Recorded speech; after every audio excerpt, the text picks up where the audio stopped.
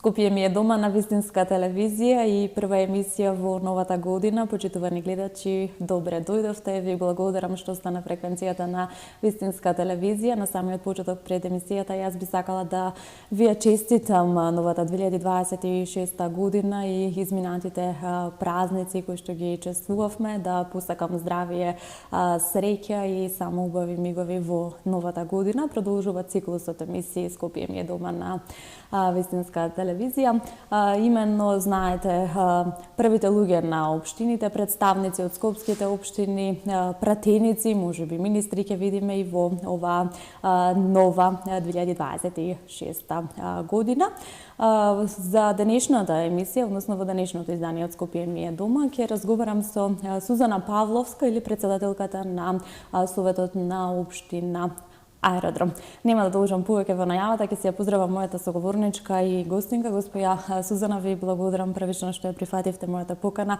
Ете, прва во новата година да гостувате во Скопје ми е дома и да проговориме за општина Аеродром, за новиот мандат на Советот и новиот мандат на градоначалникот Митевски. Како сте на самиот почеток? Ви благодарам на прашањето, добра сум. И јас да искористам приликата да ги поздравам вашите гледачи и да им ја честитам новата година и да им посакам да имаат една среќна и успешна година на сите полиња и да си ги остварат своите замислени цели. Така, председателка и така ќе кажеме да не ни замерат жените на Советот на општина Аеродром, доаѓате сте биле советник во општината, претпоставувам веќе ви се познати работите и функциите во локалната самоуправа, проблемите со кои што се соочуваат вашите сожители, па и вие како нели жител на општината. Што значи за вас председател на Совет на општина Аеродром и ете како денес функционира Советот во вториот мандат можеби на Митевски? Да. Пред се представува огромна чест, но и огромна обврска да се биде председател на Советот во општина Аеродром, затоа што станува збор за една општина која е помеѓу најголемите општини во Република Македонија, а најголема во град Скопје. И тежината на сето тоа е навистина голема. Се разбира дека претходното искуство што го имам во Советот како советник во претходниот мандат ми помага за да сега се соочам со новиот предизвик кој што е пред мене, односно да бидам председател.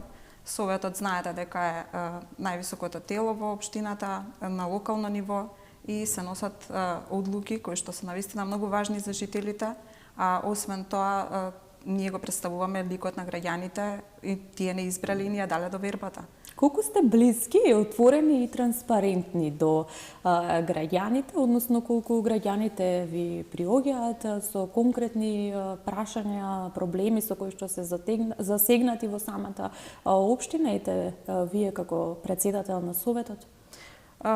Ние сме избрани од граѓаните, како што кажав, и се разбира дека сме меѓу нив и сме излезани од нив, од малата каде што тие живеат и сме постојано со нив.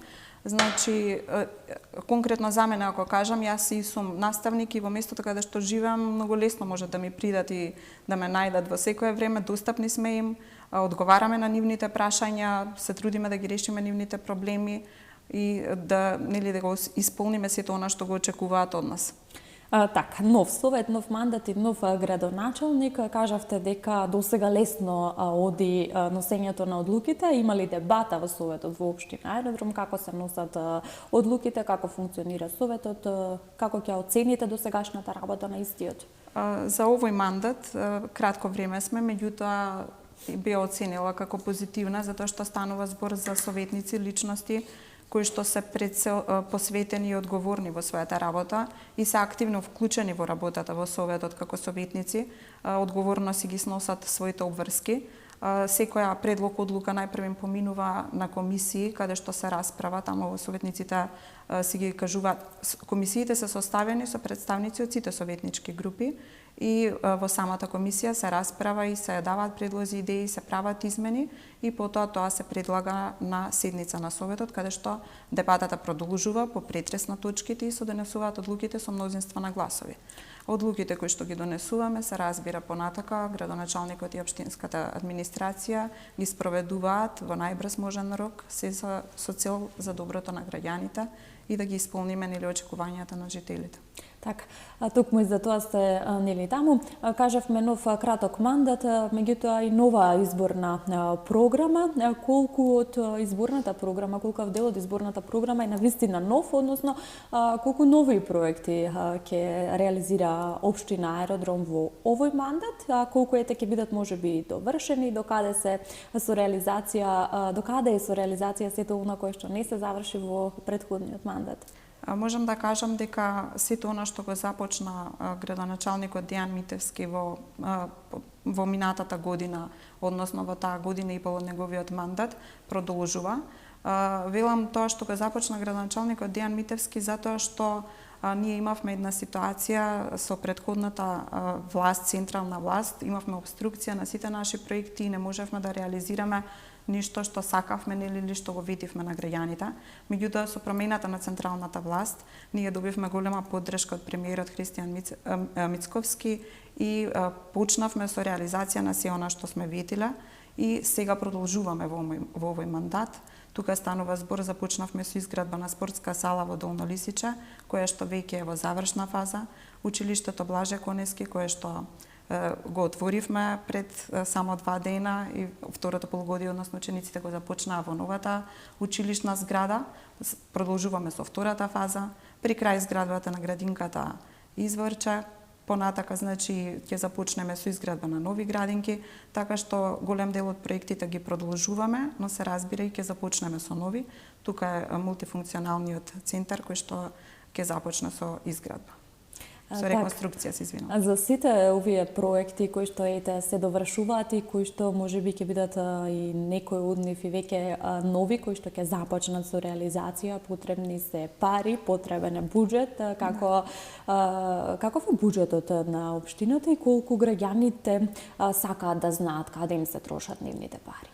Граѓаните се разбира дека сакаат да знаат. Ние сме една од најтранспарентните општини на ниво на Македонија и граѓаните се вклучени во самото креирање на буџетот, односно ние одржувавме средби со граѓани, ги слушавме нивните идеи и предлози и се разбира парите кои што ги планираме во буџетот се испланирани за проекти кои што се од значење за нив и кои што им се битни и се решаваат реални проблеми, односно проблеми со кои што се соочуваат граѓаните во нивниот секојдневен живот. Се разбира дека се е транспарентно, се изнесува што се работи, со самото тоа што и самите седници се јавни и можат да го следат. И буџетот се објавува на страните, значи се е споделено со помош на дигиталните алатки, можат да бидат во текст со се што се случува во општината.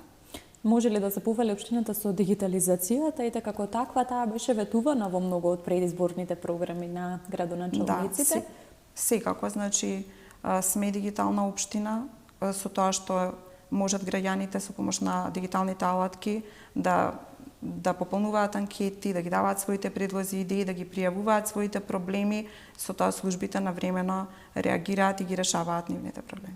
Споменавте обструкција од претходната градска власт, каква е координацијата и соработката со сегашниот градоначалник на град Скопје и веднаш потоа ќе ве прашам за оние проблеми кои што надлежности се поделени, ете конкретно за чистотата за која што граѓаните и жителите на самите општини мислат дека тоа е во надлежност нели на општината, тука надлежностите се кај град Скопје, па како се тоа да се објасни пред граѓаните, каква е чистотата во аеродром, што се превзема таму. Ајде поред.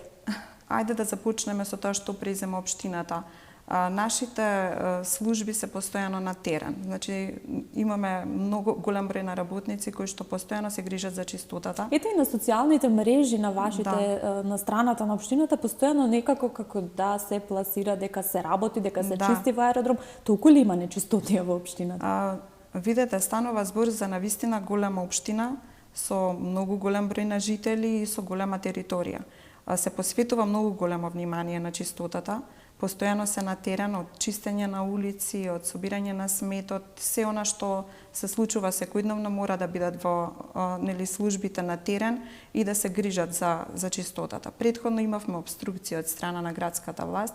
Сега нели краток е мандатот се уште на градоначалникот Орце Георгиевски, но ние веруваме во него и знаеме дека веќе се започна и промените почнаа да се чувствуваат, затоа што последните месеци на претходната власт беше катастрофална состојбата со градот и тука се координираа сите градоначалници заедно со Орце, тогашен градоначалник на Кисела Вода, нели за да си помогнат едни на други, за да се исчисти градот и со самото стартување на Орце Георгиевски навистина на терен се покажа дека може поинаку и дека ќе се работи поинаку.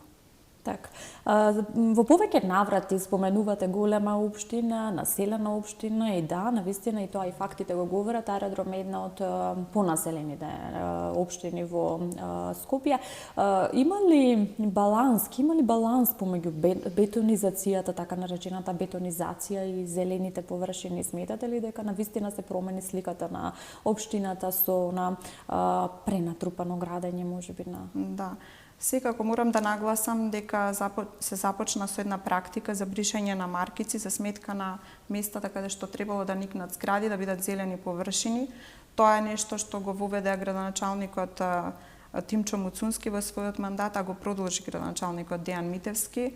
Односно, ние стартувавме со бришање на маркици и со се повеќе засадување на зелени површини. Еве само во изминативе 2 месеци имавме големо засадување на многу места, стотици садници се засадија во нашава општина.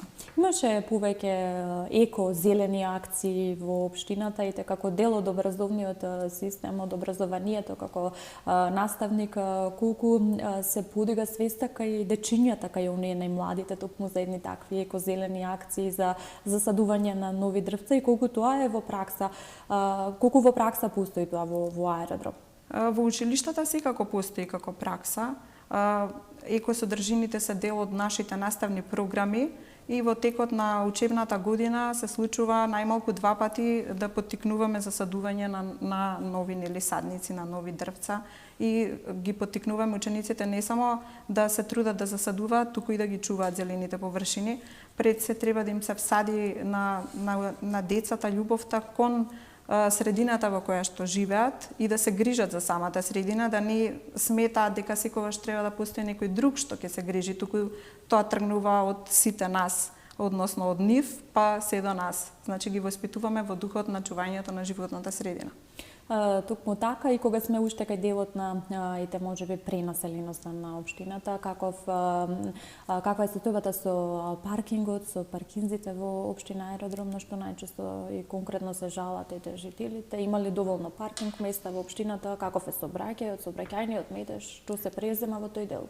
Значи, навистина има голем сообраќајен метеж со оглед на пренаселеноста. Меѓутоа, и веќе се започна со изградба на нови паркинг површини во стар аеродром. Ке се работи на тоа некои улици каде што е прегусто населено и каде што е многу густ сообраќајот и немаат паркинг места да се пренасочат, односно да бидат еднонасочни улици, со тоа што едната лента од самата улица би се користела за паркинг места. Понатака, значи, ќе се воведе зонското паркирање во Ново Лисиче, кое што беше по барање на жителите, се изјаснија на анкетни прашалници дека сакаат да се воведе зонското паркирање. Значи, продолжуваме кон реализација на тоа. Значи, како што нагласив, ние сме постојано меѓу жителите, меѓу граѓаните. Градоначалникот Дејан Митевски е достапен, ги знае реалните проблеми и е постојано на терен и се труди од секој аспект и секој проблем да биде решен, односно да изнајдеме решение што ќе биде најдобро за животот во општина Аеродром и да биде место каде што жителите ќе сакаат да живеат, младите односно. Жителите сакаат, тоа не го говорам јас, го говорат фактите и покрај пренаселеноста и големиот број на нови стамбени објекти кои што никнуваат во Аеродром, никако во Аеродром последните години како да нема стан да најде човек да купи. Зошто општината е толку актуелна за живење? Па затоа што најубава општина, најатрактивна општина, некако младите навистина сакаат тука да се населуваат. Целиот концепт на општина Аеродром мислам дека ги задоволува потребите на граѓаните, посебно на младите жители, почнувајќи од многу игралишта, паркови за младите, тука има и трговски центри, молови, односно има буквално за секој жител, почнувајќи од најмала возраст, па се до најстарите, содржини кои што би им го исполниле нивниот живот и би им бил навистина исполнет, тргнувајќи од тоа и зелена површина каде што ќе се прошетаат, места каде што можат да си ги однесат своите деца, се што е потребно за еден човек во своето живење го нуди општина Аеродром. Имам чувство како да делувате координирано со сите населени места во општината, и конкретно и за одржување на сите оние настани, манифестации, последно за големиот празник Богојавление во Удици, чином во населбата Ново Лисиче, ако не се лажам, се одржа целата манифестација и се има она чувство дека сите сплотено се собирате таму во општината. Па каква е соработката со населените места во општината, во образовниот процес вие ни доаѓате и од таму? Да. Значи, во однос на тоа да се делува секаде, тоа го правиме од самиот почеток и предходниот мандат и овој мандат на градоначалникот Дејан Митевски, почнувајќи од Мичурин па се до Долно Лисиче, се остваруваат содржини и активности кај жителите кои што се навистина интересни. Богојавление во Удици, односно фрлањето на чесниот крст, се одвиваше во Маркова река, тоа е во населеното место Горно Лисиче, помеѓу Горно и Долно Лисиче, и потоа во Долно Лисиче, во езерото Јасика. Тоа се места каде што навистина се одржува традицијата и каде што освен овие, да речеме, содржини, таму се случуваат и манифестации кои што се од културен карактер, постојат фолклорно-уметнички друштва и фестивали кои што се одржуваат и во Долно Лисиче и во Горно Лисиче, во Долно Лисиче Кут Гоце Марковски, Горно Лисиче Никола Јонков Вапцаров, тука би го споминала и Линденскиот марш. Тоа се манифестации кои што се навистина од многу важно значење. И карактеристични конкретно за Аеродром. И карактеристични, да, и општина Аеродром ги поддржува и се горде со нив. Еден ваков настан ќе се случува уште утре, а тоа е настанот Тоше те сакаме. Ако не се лажам, да, 23 јануари, петок или утре. Нешто повеќе за овој настан ќе ни кажете и вие? Ќе се случува во едно од училиштата, односно во училиштето Лазо Ангеловски, но ќе учествуваат ученици од сите општински основни училишта и ќе земат учество и дечињата од градинките. Ќе се слушаат и пеат песните на Тоше Проевски, ќе се цртаат уметнички дела се со цел да се продолжи ликот и делото на Тоше Проевски, да се доближи до новите и младите генерации, неговата вредност, неговата хуманост, неговиот лик. Тој беше човек кој што посебно посветуваше внимание на образованието и многу беа важни децата и затоа сметаме дека навистина тоа треба да продолжи, затоа што тој беше звезда не само на Македонија, звезда на пошироко ниво, а ние македонците треба да се гордееме со него и да продолжиме да ги пееме неговите песни и да зборуваме за неговите дела. Така, прекрасно речено, јас се надевам дека ваквите настани кои што имаат за цел да го сочуваат и споменот, меѓутоа и преку делото на големиот Тоше Проевски да говорат за една поинаква хуманост, мораме да признаеме и поинакви вредности кои што тој ги носеше со себе, па верувам дека ваквите настани ќе станат и традиција во самата општина. Ајде малку повеќе фокус на образованието, она кое што е ваша, верувам, прва љубов. Има ли доволно капацитети во Аеродром за дечињата во градинките, во училиштата? Го споменавме општинското основно училиште Блаже Конески, кое што за среќа можеби по 70 години велите добива нов лик пред само 2-3 дена, чином дека таму беше и премиерот и министерката за образование го отворивте, па ајде малку повеќе за тоа. Се работи на тоа да се подобрат капацитетите на училиштата, затоа што има голем број на ученици, посебно во тој дел во Аеродром, затоа и од тука произлезе потребата за изградба на практично ново училиште во склоп на старото училиште, затоа што е со капацитет од повеќе училници. Сега се продолжува со втората фаза, со изградба на кабинети и на спортска сала. Освен тоа, во населеното место Горно Лисиче го спомнавме, ќе се надградува и основното училиште Гоце Делчев. Значи, постојано се работи на тоа да се подобрат условите во образованието. Односно, ние сме општина која е фокусирана на образованието, затоа што има навистина голем број на ученици, 8 општински основни училишта, од кои едното училиште има и свое подрачно училиште во Долно Лисиче, каде што се гради спортската сала која што ја споменав, таму жителите немаа спортска сала, дечињата немаа спортска сала и тоа се проблеми и потреби кои што произлегуваат од секојдневниот живот, кои што ние како локална власт се трудиме да ги решиме. Значи се посветува многу големо внимание на образованието, не само во изградбата и со овозможувањето на нови капацитети, туку и во подобрување на условите. Сите училишта веќе добија сензорни соби, значи се внимава на инклузијата, се воведува целосно инклузијата во училиштата, се дава поддршка на младите родители кои што имаат прваче, со тоа што им се дава финансиска поддршка на првачињата, четвртоделенците добиваат таблет, постојано се внесуваат нови содржини и нови капацитети, односно се овозможува се што е она актуелно, се што е потребно и ние како општина да го реализираме во училиштата.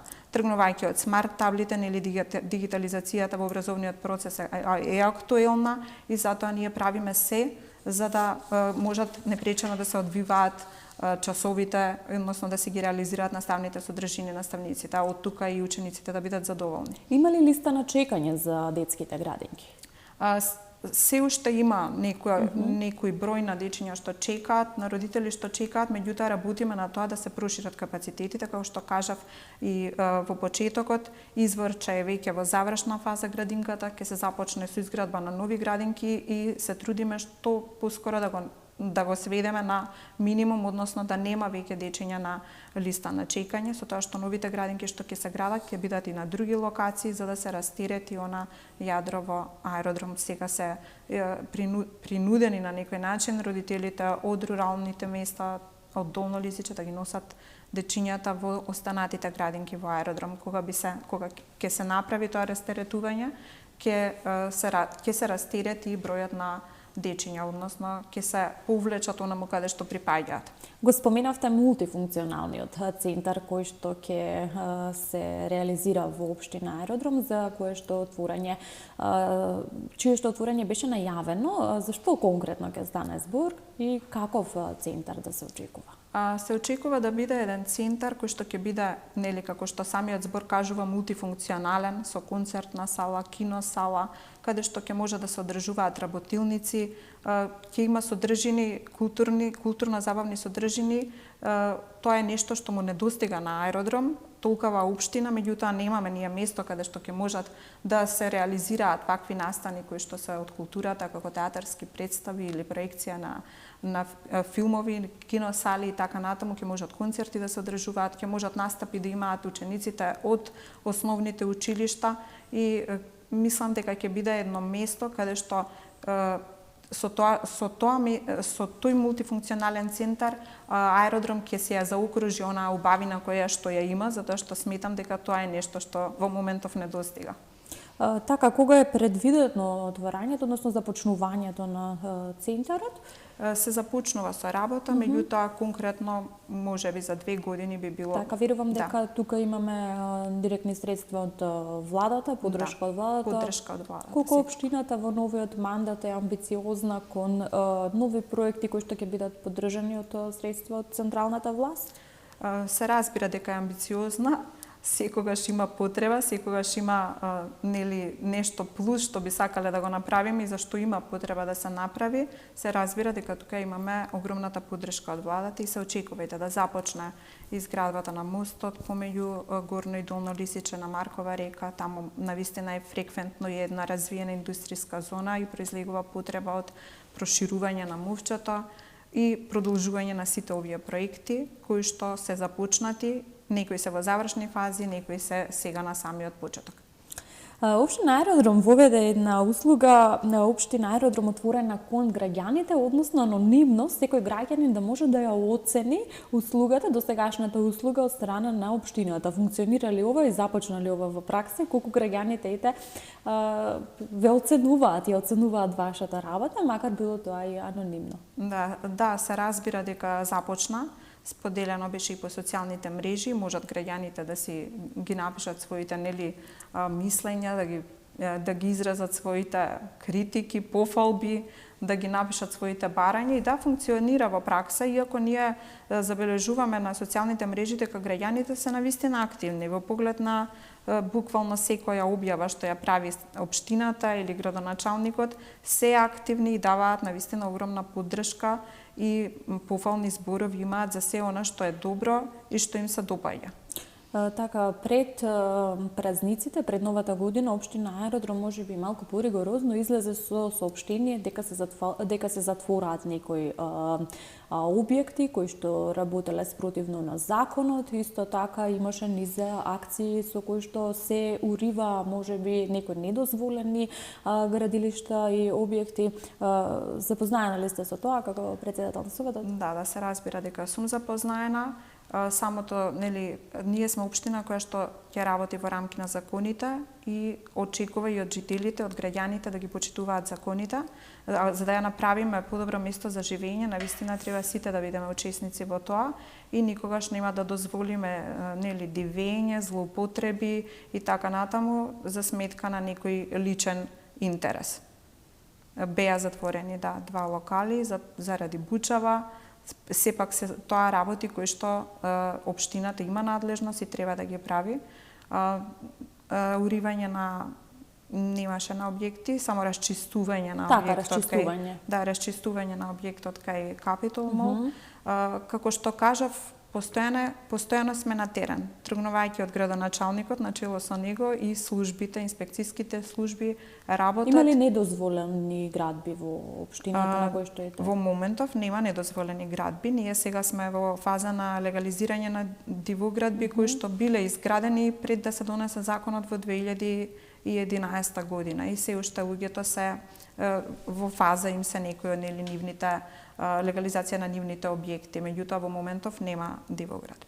Живеете и работите во Аеродром, верувам дека таму го имате поминато и своето детство. Колку според вас се промени ликот на Аеродром низ текот на годините, како денес гледате на родното место, а потоа ќе ве прашам за Скопје. Се менува ликот, не може да не се промени ликот на Аеродром. Најмногу поради тоа што премногу се населува, самото тоа што кажавте, изградба на многу згради, премногу населување. Јас доаѓам од руралниот дел, од Долно Лисиче, и Долно Лисиче е многу променето, многу понаселено, можеби како едно населено место што е најблиску до градот. Во последниве години стана и атрактивно, посебно после донесувањето на ДУП-от за Долно Лисиче, каде што можат легално веќе да си градат. Многу стана атрактивно за луѓе кои што живееле во градот, сакаат да се повлечат малце на страна, на рурален дел, каде што е помирно. Верувам дека имаат и асфалтирани улици, немаат проблем со канализација. Сега се работи водоводната мрежа во километари 300, значи една голема улица, каде што имаме водовод, меѓутоа се соочувавме со слаб притисок и поради тоа и се инвестира и во тој дел, не нагласив дека се инвестира во инфраструктура, во водоводни мрежи. Како што кажав, постојано сме меѓу жителите, ги слушаме нивните проблеми и се обидуваме да ги решиме. Можеби емисијава е кратка за да ги спомнеме сите оние работи во кои што се инвестира во моментов во Општина Аеродром, навистина се работи на терен, буквално во сите сфери. Тргнувајќи од инфраструктура па се до изградба на спортски сали, училишта, мултифункционален центар.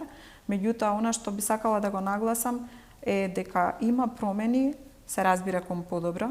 Сега сме поврзани повеќе со општината, со Општина Аеродром и со градот, а ликот го менува, пак ќе кажам, на подобро. Затоа што беше еден период барем детството мое кога беше, не беше толку атрактивно, немаше толку интересни содржини. Ние бевме научени на тој малски уличен живот, за разлика од тоа сега децата имаат Аеродром повеќе. е една и од општините која што е навистина доста атрактивна и за луѓето од внатрешноста кои што иде одлучуваат да се доселат можеби со своје живеалиште, со работа овде во градот. Како вие гледате на тоа? Па се разбира дека сакаат, како што кажав и претходно, тука да живеат и оние што доаѓаат од внатрешноста, затоа што буквално се им е блиску, а се во една средина која што е навистина убава за живење. Блиску е до центарот на градот, блиску е до сите останати општини, има многу училишта, градинки, содржини за децата и за возрастните и навистина е атрактивна општина. Како вие го чувствувате главниот град денес? Како си го чувствувате Скопје денес? Дали Скопје навистина е ваш дом? Какво е чувството за спомените кои што ве поврзуваат со Скопје? Па се разбира дека е мој дом, ако домот е нели она што значи љубов, топлина, огниште, тогаш да би рекла дека Скопје е мојот дом.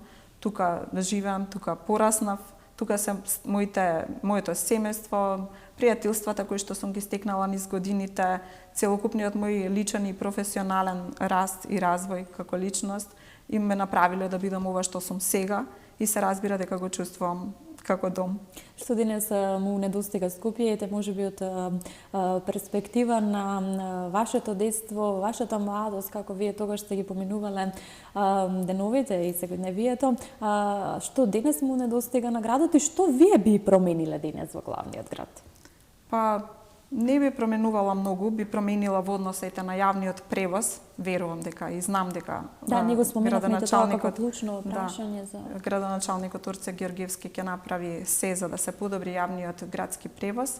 Во тој период кога јас бев дете и кога се функционираше пред повеќе од 2 децении и повеќе, немаше толку раздвиженост, не беше ни Скопје толку населено, немаше толку возила, немаше толков сообраќаен метеж. Можеби тоа е нешто што би променила, но од друг аспект па Скопје е посебен град со самата своја местоположба и со самото културно-историско наследство и се она што дала природата во околината на Скопје, би ги спомнала тука Водно и Матка, навистина е најубав град за живење и секогаш привлекува нели луѓе.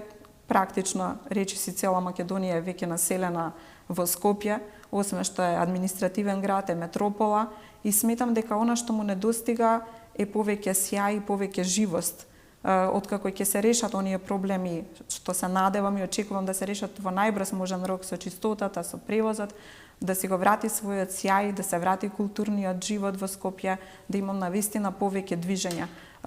Во минатото нашето движење највеќе беше во центарот на градот, односно плоштадот, градскиот трговски центар. Сега, например, има многу повеќе содржини во околните општини и можеби е пораштркано движењето во останатите општини, молови изградени. Сега младите луѓе многу повеќе сакаат да се движат по моловите, меѓутоа треба да се врати она сјајот на прошетките на Кеј, градскиот парк, зоолошката градина, да се подобрат условите, да има многу повеќе животни, затоа што таа секогаш привлекува не само млади личности, деца, туку и повозрасни. Луна паркот е нешто што би го спомнала од нашето детство и би сакала навистина да се направи Луна парк, за да имаат децата постојано место каде што ќе се забавуваат. Споменавме прекрасни култни места, обележје на главниот град, Водно, Матка, секако тука е старата чаршија, Калето. Вие го споменавте градскиот трговски центар, јас ќе споменам и железничката станица во Скопје, за кој што ќе се сложиме места, треба малку повеќе да се посвети. Да.